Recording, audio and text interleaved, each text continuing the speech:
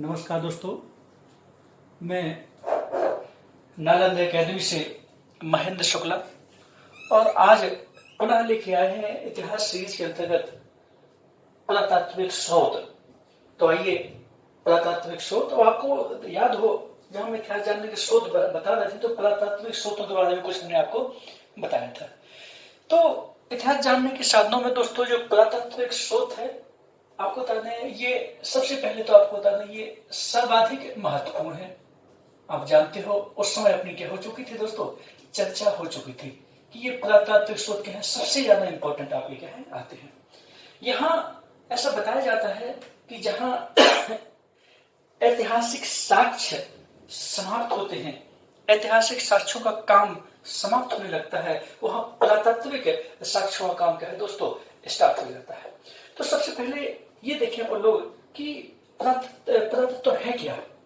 तो आपको बता दें, पुरातत्व भौतिक अवशेषों द्वारा अतीत का अध्ययन। ध्यान सुने, भौतिक अवशेषों द्वारा अतीत का अध्ययन ही क्या है, आपका ये पुरातत्व है। और इस पुरातात्विक स्रोतों को जो अपन ने बांटा है वो अभिलेख, सिक्के, स्मारक, भवन आदि वगैरह है आपके। तो आज दोस्तों अपन क्या पढ़ना है, आज अपन लोग अभिलेख पढ़ेंगे। आज नेक्स्ट क्लास में अपन लोग सिक्के, स्मारक, भवन ले लेंगे। टॉपिक चूंकि बड़ा है इसलिए हमने बहुत सारा काम करके रख लिया है ताकि अधिक से अधिक आप अपन क्या है इस विषय पर चर्चा कर सके। तो सबसे पहले कोई भी टॉपिक लेते हैं तो उसमें दोस्तों ये आता है कि ये पुरातत्व के जनक कौन है। तो दोस्तों आपको बता दें, ये पुरातत्व विभाग के जो भारतीय पुरातत्व के जो दोस्तों जो जनक हैं वो माने जाते हैं अलेक्जेंडर कनिंघम। कौन है दोस्तों, अलेक्जेंडर कनिंघम क्या है, ये भारतीय पुरातत्व क्या है आपके दोस्तों जनक है। यहां थोड़ा सा आपको बता दें, ये बात है लगभग 1961 की। हालांकि इसके पहले अपन लोग दोस्तों 1784 डेट भी ले सकते हैं। 1784 में आपको बता दें एशियाटिक सोसाइटी की स्थापना हुई थी और एशियाटिक सोसाइटी की स्थापना दोस्तों 1 जनवरी 1784 को हुई थी और ये सर विलियम जोन्स ने की थी। और ये सोसाइटी की स्थापना हुई थी भारतीय पुरातत्व, भारतीय प्राचीन साहित्य आदि को नवीन रूप देने के लिए, आदि के अन्वेषण के लिए इसकी संस्था क्या हुई थी दोस्तों, स्थापना हुई थी। और 1861 में दोस्तों क्या है, 1861 में अपने यहां भारत में आपको बता दें भारतीय पुरातत्व सर्वेक्षण विभाग की स्थापना हुई थी। भारतीय पुरातत्व सर्वेक्षण विभाग की क्या हुई थी दोस्तों, ये स्थापना हुई थी। ये कोलकाता में हुई थी। कहां हुई थी, कोलकाता में हुई थी। और आपको बता दें ये स्थापना हुई थी उस समय लॉर्ड कैनिंग थे। वायसराय कौन थे दोस्तों, लॉर्ड कैनिंग थे भारत के वायसराय। उन्होंने भारतीय पुरातत्व सर्वेक्षण विभाग की स्थापना कोलकाता में हुई थी। और इस भारतीय पुरातत्व सर्वेक्षण विभाग के जो पहले जो अध्यक्ष थे वो थे दोस्तों अलेक्जेंडर कनिंघम। और अलेक्जेंडर कनिंघम ने भारत के पुरातत्व के लिए क्या किया, बहुत अच्छा काम किया। इस कारण से ये क्या है, बहुत ज्यादा काम किया, काफी ये क्या है उसमें समर्पित रहे। इस कारण से अलेक्जेंडर कनिंघम को क्या है पुरातत्व विभाग का अध्यक्ष माना जाता है। आइए दोस्तों, इसके बाद आ जाते हैं अपन लोग, टाइम वेस्ट न करते हुए आ जाए जल्दी से अभिलेखों में थोड़ा सा जानकारी दे दें आपको। 1784 में एशियाटिक सोसाइटी की स्थापना हुई थी। 1861 में भारतीय पुरातत्व सर्वेक्षण विभाग स्थापना कोलकाता में हुई थी। और दोस्तों 1949 में भारतीय आप क्या कहें पुरातत्व संग्रहालय की स्थापना हुई थी। भारत के पुरातत्व संग्रहालय की स्थापना हुई थी, ये दोस्तों नई दिल्ली में हुई थी। चलिए, तो अभिलेखों के बारे में क्या करना दोस्तों, आज अपन को ये पढ़ना है। तो सबसे पहले अभिलेख है क्या, अभिलेख दोस्तों है क्या, यहां आपको थोड़ा सा बता दें। ये जो पुरातत्व है इसको स्वाभाविक है, आप लोग जानते हैं अच्छे से, इसे पुरातत्व विज्ञान को आर्कियोलॉजी कहते हैं। आर्कियोलॉजी कहते हैं।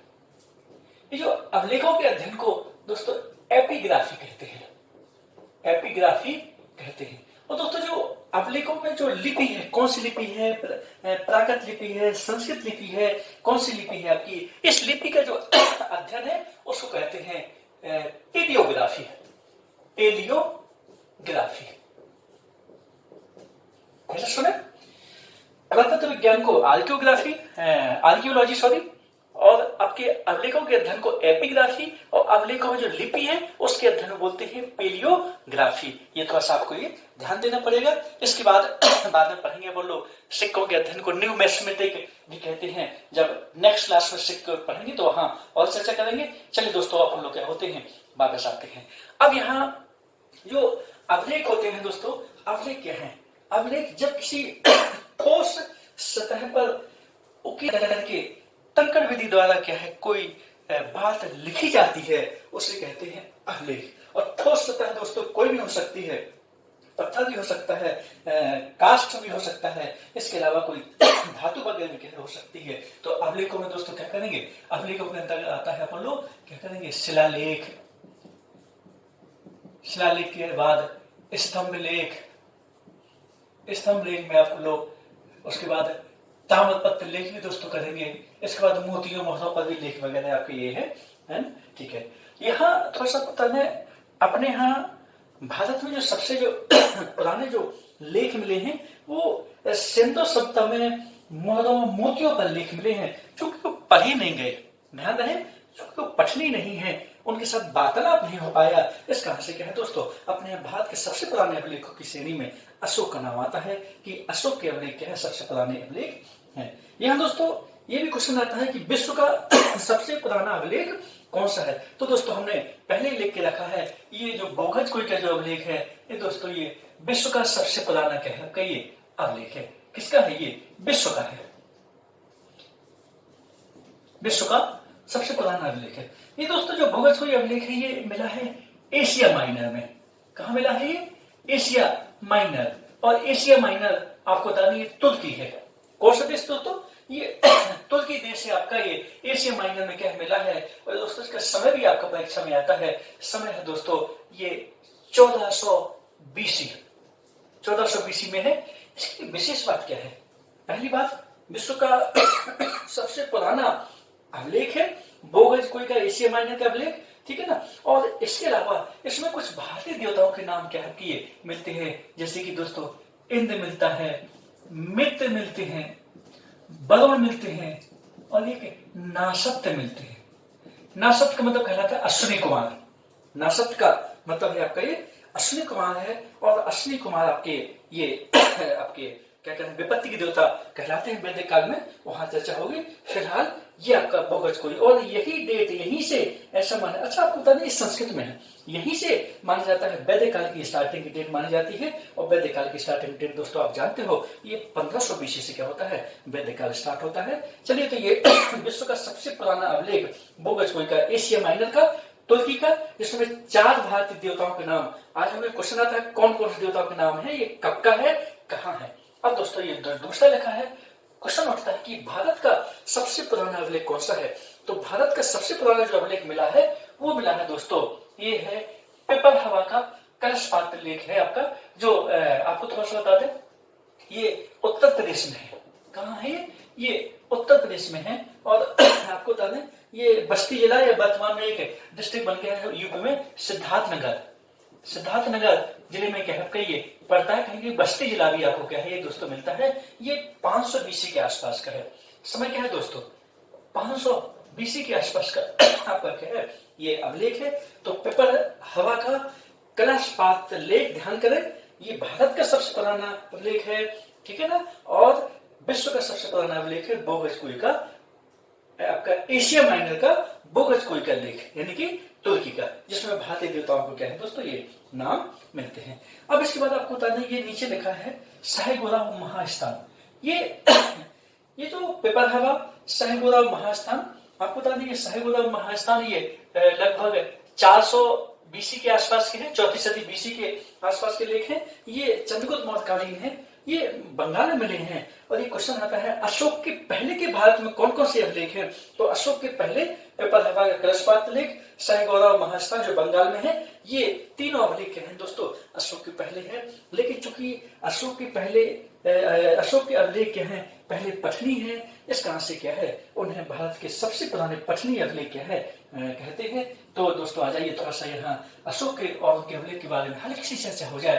तो अशोक दोस्तों क्वेश्चन ये आता है कि अशोक ने जो अभिलेख लिखने अपनी आज्ञा को, अपनी बातों को एक अभिलेखों के माध्यम से ये जो कहां से ग्रहण किया, तो अशोक के जो अनुयायी हैं दोस्तों वो हैं दादा फर्स्ट, दादा प्रथम।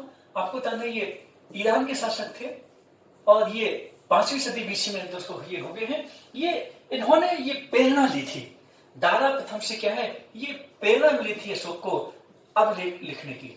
चलिए ये क्वेश्चन आपको आता है। यहाँ पर बता दें दादा प्रथम के कुछ दोस्तों अभिलेख हैं, उसमें जैसे कि नक्श ए रुस्तम, नक्श ए रुस्तम, नक्श ए रुस्तम के बाद दोस्तों आता है एक पर्सिपोलिस, पर्सिपोलिस, और एक है आपका बेहिस्तून, बेहिस्तून। ये आपको बता दें लगभग कोई 515 बीसी का है, कोई 519 बीसी का है, कोई 523 बीसी का है। ये लगभग ध्यान करना है कि ये अभिलेख 6ठी सदी बीसी के हैं, 500 कुछ बीसी के आपके हैं।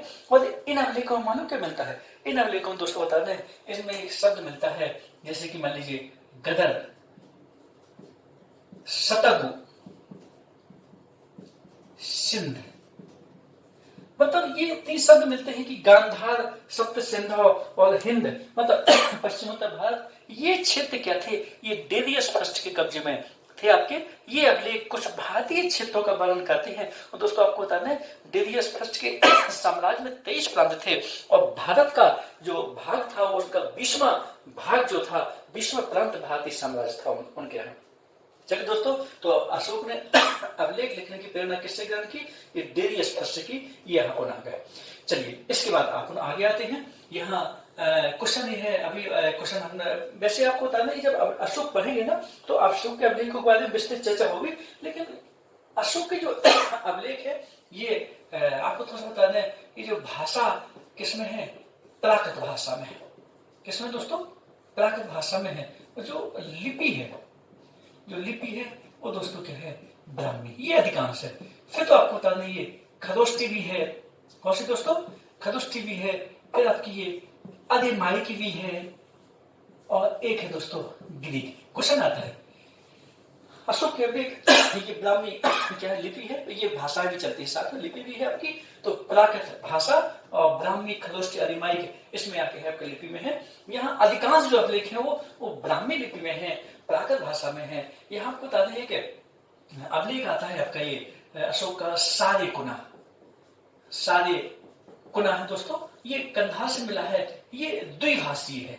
ये कैसा है, ये द्विभाषी के अशोक का अभिलेख है। फिर वहां आपको मिलेगा कि अशोक का नाम कौन से अभिलेखों में मिलता है, तो मस्की जो कि आपको बता दें कर्नाटक में है, गुजरा जो आपके दतिया में है, आपके एमपी में है, और नेतुर जो आपके आंध्र प्रदेश में है, और उद्गोलन जो आंध्र प्रदेश में है। इन चारों अभिलेखों में अशोक का नाम अशोक मिलता है। अन्यथा आपको सबको मालूम है कि अशोक का नाम जो अभिलेखों में मिलता है वो देवानाम प्रिय, प्रियदर्शी, इस प्रकार से क्या है अशोक के लिए नाम मिलता है, ठीक है ना। और यहाँ एक आपका भाब्रू का अभिलेख है, सुने, भाब्रू मतलब राजस्थान जयपुर के पास अभिलेख है। उसमें स्पष्ट रूप से बुद्धम शरणम गच्छामि, संघम शरणम गच्छामि और धम्मम शरणम गच्छामि, मतलब कई रत्नों की बात कही है। मतलब अशोक का एकमात्र अभिलेख है जो स्पष्ट रूप से यह कहता है कि हमने बौद्ध धर्म के हम क्या है उपासक हैं। इस प्रकार से क्या है अशोक के बहुत सारे अभिलेख मिलते हैं। और आपको बता दें अशोक के जो अभिलेखों को पढ़ने में जो सफलता मिली वो है आपकी जेम्स प्रिंसेप। क्वेश्चन आता है अशोक के अभिलेखों को सबसे पहले किसने पढ़ा, जेम्स प्रिंसेप ने पढ़ा है दोस्तों। तो ये 1837 में सबसे पहले अशोक के अभिलेखों को ब्राह्मी लिपि को क्या है दोस्तों ये पढ़ा था जेम्स प्रिंसेप ने। प्रिंसेप ने क्या किया दोस्तों, ये पढ़ा था। अब यहां दोस्तों क्लियर है पुरातत्व क्या है, उनमें सबसे महत्वपूर्ण अभिलेख हैं। अभिलेखों में सबसे महत्वपूर्ण आपके स्तंभ लेख हैं, बाद में चर्चा होगी। तो अशोक के समय चर्चा करेंगे। पुरातत्व विभाग के अध्यक्ष आपके पहले पुरातत्व विभाग के अध्यक्ष हो गए, पुरातत्व विभाग के जनक भी हो गए। भारतीय पुरातत्व सर्वेक्षण विभाग की स्थापना कलकत्ता में 1861 में हुई थी। 1784 में आपके सर विलियम जोस ने एशियाटिक सोसाइटी की स्थापना की थी। भारतीय पुरातत्व सर्वेक्षण की स्थापना 1949 में दिल्ली में हुई थी। यहाँ अशोक के अभिलेख आ गए। अशोक के अभिलेखों ने जो प्रेरणा ली थी दादा से, वो आ गया। दोस्तों विश्व का सबसे पुराना अभिलेख, भारत का सबसे पुराना अभिलेख और अशोक के पहले ये भारतीय अभिलेख। अब दोस्तों क्वेश्चन आता है, ये सामने लिखा है आपका कि ये कौन से अभिलेख किसके हैं, कहाँ हैं और क्यों क्या है। दोस्तों ये फेमस है, इस कहां से थोड़ा सा इस पर चर्चा करना बहुत आवश्यक है और सभी परीक्षाओं में दोस्तों ये आ चुके हैं। कोई भी ऐसी अभिलेख नहीं है जो आपका यहाँ लिखा हुआ जो पेपरों में आपका ना आया हो। तो सबसे पहले आ जाइए, हाथी गुफा अभिलेख जो लिखा है ये दोस्तों ये खारवेल का है, खारवेल का है। और ये खारवेल दोस्तों आपको बता दें चर्चा हो चुकी है, ये कलिंग का राजा था। तो कलिंग राजा खारवेल का क्या है दोस्तों, ये हाथी गुफा अभिलेख है। वही आपको बता दें ये जो दोस्तों अभिलेख है ये जो पहली सदी बीसी का है, पहली सदी बीसी का है। इसका मतलब इसमें कलिंग राजा खारवेल की 14 वर्षों की क्या है ये जो उनकी यात्रा है, राज्य की यात्रा, उसमें वर्णन है। बचपन से लेकर के युवावस्था और राज्याभिषेक आदि क्या क्या है दोस्तों इसमें वर्णन है। और सबको मालूम है, वहां जो भी चर्चा हो चुकी है कि भारत वर्ष का पहला अभिलेख की साक्ष्य जो मिलता है वो किसमें मिलता है दोस्तों, इस कलिंग राजा खारवेल की क्या है दोस्तों अभिलेख में मिलता है। इसके बाद दोस्तों जूनागढ़ का अभिलेख, जूनागढ़ का अभिलेख आपको बता दें ये रुद्रदामन का है। किसका है, रुद्रदामन। ये महाक्षत्रा, इसकी उपाधि थी महाक्षत्रा। ये शक राजा था, अपने यहाँ विदेशी आक्रमणकारी आए, इंडो ग्रीक हिंद एवं शक पहला कुषाण, तो ये शक राजा है।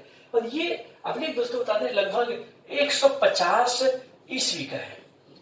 ये संस्कृत भाषा का पहला अभिलेख है, ध्यान रहे, ध्यान सुनना है। ये किसका है दोस्तों, ये संस्कृत भाषा का क्या है दोस्तों, ये पहला अभिलेख क्या है ये माना जाता है। और बाकी तो ये प्राकृत भाषा में है, अशोक के भी प्राकृत भाषा में है।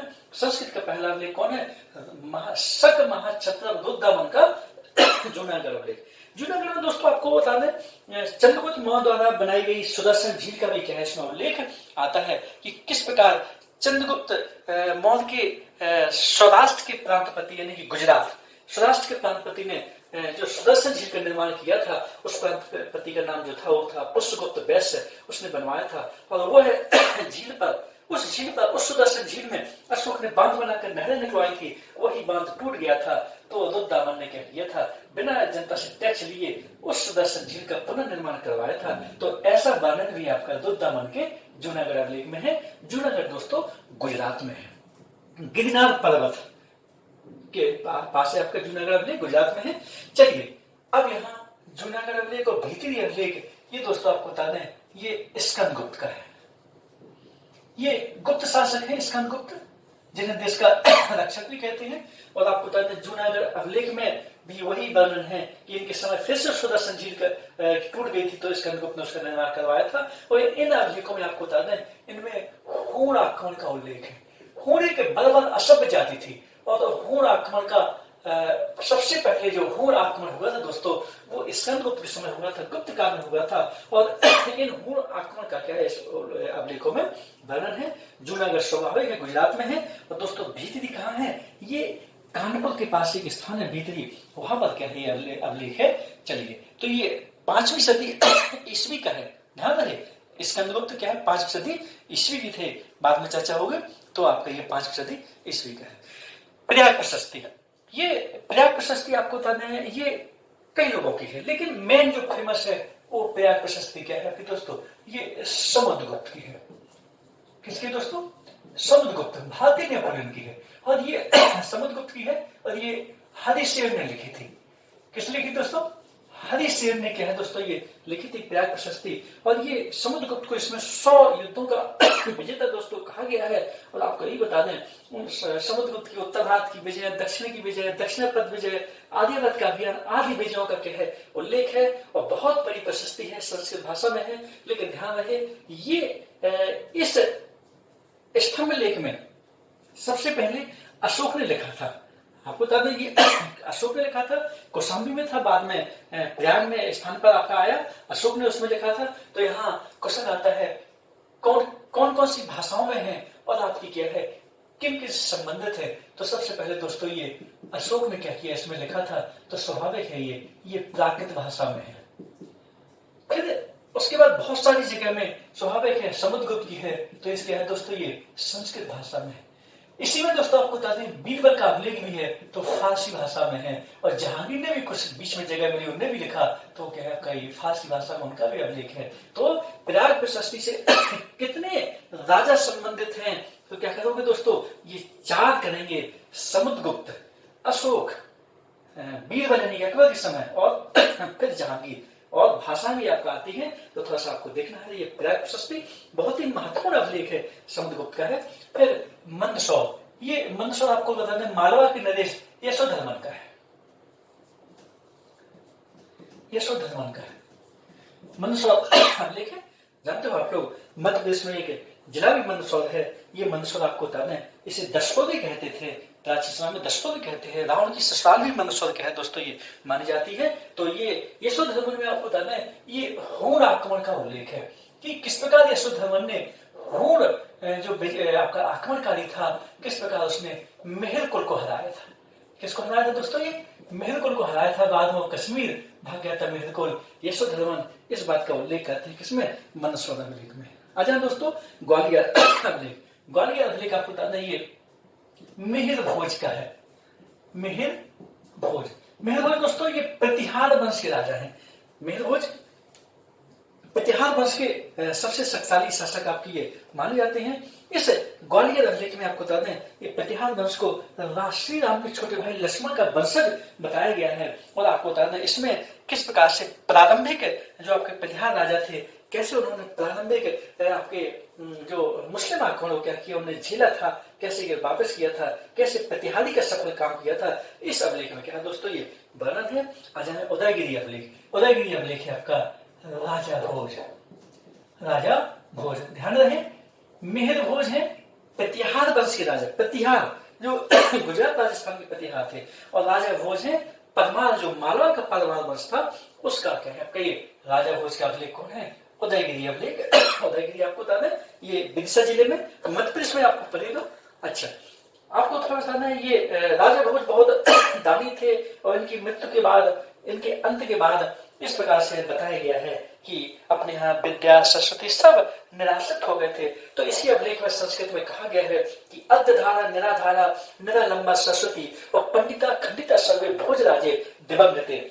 मतलब इस प्रकार से क्या है उसका आपके संस्कृत में एक श्लोक आया हुआ है राजा भोज के लिए। चलिए दोस्तों आज आगे टाइम बर्बाद न करते हुए और आगे बढ़े क्योंकि बहुत सारे अभिलेख है अपने लिए। अब आ जाए इसके बाद 12 प्रतिमा लेख, ये दोस्तों बता दें ये तोड़मान का है, ये हूण आक्रमणकारी था, एदन का अभिलेख है दोस्तों, और ये 510 ईस्वी का है। इसकी डेट जो कि आती है इसका देखना पड़ेगा।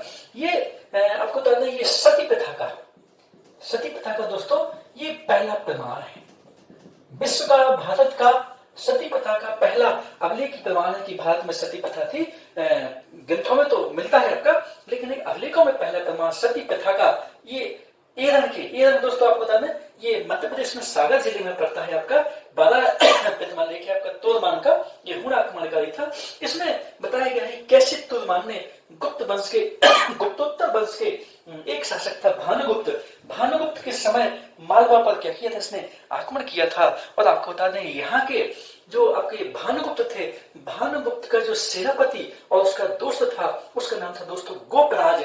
गोपराज इस हूण आक्रमण में क्या हो गया था, मारा गया था, शहीद हो गया था। गोपराज की पत्नी जन्मदी थी, सती हो गई थी, ऐसा उल्लेख इस अभिलेख में है, इसलिए यह सती प्रथा का पहला अभिलेख प्रमाण दोस्तों माना जाता है। चलिए आगे चले। ये गरुड़ स्तंभ लेख ये बेसनगर का है। कहां का दोस्तों, बेसनगर का है। और इसमें आपको बताना है ये हेलियोडोरस का है, हेलियोडोरस का है। ये इसकी जो विशेषता है ये है भागवत धर्म है, भागवत धर्म का ये पहला प्रमाण है, पहला अभिलेखीय प्रमाण है दोस्तों, अभिलेखीय प्रमाण है। चलिए प्रमाण है भागवत धर्म का। कैसे, पहली बात तो ये बेसनगर विदिशा का एक पुराना नाम है। विदिशा मध्य प्रदेश में है, एक जिला है। बेसनगर विदिशा का पुराना नाम है। तो बेसनगर का यूनानी राजदूत था हेलियोडोरस, हेलियोडोरस उसका एक अभिलेख है, गरुड़ स्तंभ लेख है। इसे वर्तमान में खम्ब बाबा का लेख भी दोस्तों कहते हैं। और यहाँ इस अभिलेख में बताया गया है हेरोडोटस क्या कहता है कि मैं यवन राजदूत था, और उस समय यूनानी राजा जो तक्षशिला में शासन करता था, उस राजा का नाम था यान्ड कील्स। दोस्तों ध्यान करें, ये क्या कहता है कि मैं तक्षशिला के राजा यान्ड कील्स का राजदूत हूं, और प्रथम सदी बीसी, पहली सदी बीसी की है, मैं कहाँ आया था, मैं विदिशा आया था, और शुंग वंश का एक राजा था, नौमा राजा था। उस नौमा का राजा का नाम था भागभद्र। तो हेलियोडोरस शुंग वंश के राजा भागभद्र के दरबार में आए थे, 14वें वर्ष में आए थे, और आए थे तो क्या हो गए थे, वैष्णव धर्म इन्होंने दोस्तों हेलियोडोरस ने ग्रहण कर लिया था। यूनानी राजदूत ने वैष्णव धर्म, भागवत धर्म ग्रहण कर लिया था, और ऐसा ग्रहण करने का उल्लेख उसने क्या किया है, इस गरुड़ स्तंभ लेख में कहा है। इसलिए बेसनगर का हेलियोडोरस का गरुड़ स्तंभ लेख विश्व का भारत का भागवत धर्म का दोस्तों क्या है, ये पहला प्रमाण है। चलिए दोस्तों और आगे बढ़ते हैं। आइए एहोल अभिलेख। एहोल अभिलेख आपको बता दें, ये पुलकेशिन द्वितीय का है। पुलकेशिन द्वितीय दोस्तों आपको बता दें, ये कल्याणी के वातापी के चालुक्य वंश के सबसे महान शासक माने जाते हैं। और दोस्तों पुलकेशिन द्वितीय का एक आपको बता दें, वो था दरबारी कवि था रवि कीर्ति। ये आता भी है आपका ये कि रवि कीर्ति ने क्या किया था दोस्तों, इस अभिलेख को खुलवाया था। और इसमें ये जो एहोल अभिलेख में सबसे पहले आपको बता दें गुर्जर शब्द आया है, गुर्जर प्रतिहार है ना, सबसे पहले दोस्तों गुर्जर शब्द भी आया है। और इसमें ये स्पष्ट रूप से कहा गया है कि कैसे पुलकेशिन द्वितीय ने क्या किया था, आपके उत्तर भारत के जो परमेश्वर नाम से, आपको उपाधि नाम से राजा था, वो था हर्षवर्धन। हर्षवर्धन को पुलकेशिन द्वितीय ने क्या किया था, हाथियों के युद्ध में हराया था। और रेवा नदी किनारे, रेवा नर्मदा नदी का प्रधान नाम है, तो रेवा नदी के किनारे पुलकेशिन द्वितीय ने उत्तर के राजा पुष्यभूति के वर्धन राजा हर्षवर्धन को क्या किया था, युद्ध में हराया था। और इस समय इस युद्ध में हाथी बहुत अधिक मात्रा में मारे गए थे। हाथियों का युद्ध भी दोस्तों से कहते हैं, ये आपका रवि कीर्ति का। और इसमें आपको बता दें बहुत सारी बातें क्या है मिलती हैं। चलिए दोस्तों इसके बाद है उत्तमेरु का अभिलेख है परांतक प्रथम का। परांतक फर्स्ट दोस्तों आपको बता दें चोल वंश के शासक थे, लोहे और रक्त की नीति को अपनाने वाले थे। वहां बाद में मध्यकाल में बलबन भी इसी लोहे रक्त की नीति को अपनाते थे। परांतक आपके चोल वंश के शासक थे, और इनका आपको बता दें लगभग 919 और 921 मिलता, कहीं 23 मिलता है। ये दो अभिलेख मिलते हैं, उत्तमेरु के अभिलेख है। ये आपको बता दें तमिलनाडु में है, आपके अभिलेख है उत्तमेरु के अभिलेख। और ये अभिलेख आपको बता दें ये क्या कहते हैं, भूमि की नाप जो क्या कहते हैं, सबसे पहले दोस्तों क्या कहते हैं, ये उल्लेख करते हैं आप ये।